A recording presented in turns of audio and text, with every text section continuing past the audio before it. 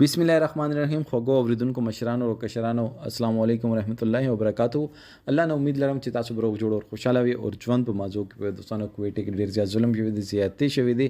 مور او څلور بچی چې ډیر زیاتې بے دردۍ سره وجلې دي. ولې وجلې دي دوی اصل تاسو څه غلطي و دوستانو دی ورګي اوس ټول معلومات په دې ویډیو کې شریکم او کتا تاسو ټول معلوماتو باندې ځان خبرول غواړي مونږ ویډیو ځان ستر اخره پورې ګوري او چې کوم ملګری مونږ په چینل باندې نوی دي هغه د مونږ چینل مخه ځان سبسکرایب کی ټاله نشان دوی تاکي مونږ راتلونکي معلوماتي ویډیو هغه ته په اسانه سره ملاوي. دوستانو دا واقعا د کویټې دا چې مور او څلور بچي په ډیر په بیرحمۍ سره قتل شوی دي.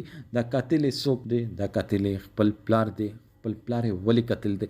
ولې چې دغه پلار وې داسې ډمې سره واده کړی چې هغه ډمې خپل یار باندې دا ماشنان او دا ښځه په ډیر په بیرحمۍ سره قتل کړی دي.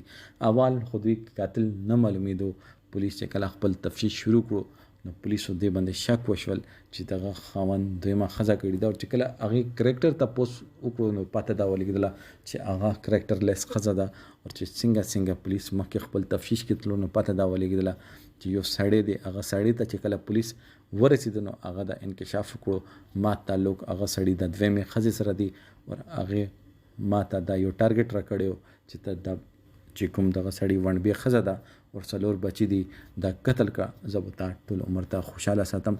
دا جنسي ضرورت به زه پوره کړم. دوستانو یوه ښځه چې دې حد پورې وغورځېږي چې هغه دا سوچ نه کوي چې دغه سړي ما ته اسرار راکړې ده، دې باندې شکر نه کوي چې زه دومره کرکټر لیس ښځه یم، دا سړی مې خپل وس کې کړو، الټا خپل یار باندې دغه سړي وڼبې ښځه او بچي قتل کوي نو دا به څه حد پورې به ګنده ښځه وي.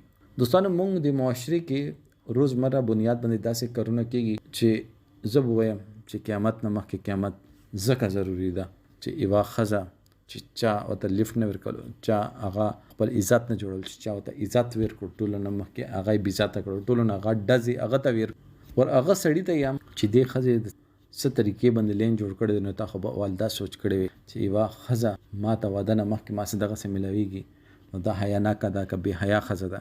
دوستانو چې کله مونږ لنګ غوندې خپلې پټرۍ نه کوشو بیا داسې واقعات په مونږ معاشرې کې کېږي. مونږ معاشرې ته د اصلاح ضرورت ده چې دا واقعات په مونږ معاشرې کې نه کېږي. دوستانو دې باره کې تاسو سره د کومنټ سیکشن کې خپل رایې اظهار ضرور وکړئ. والسلام.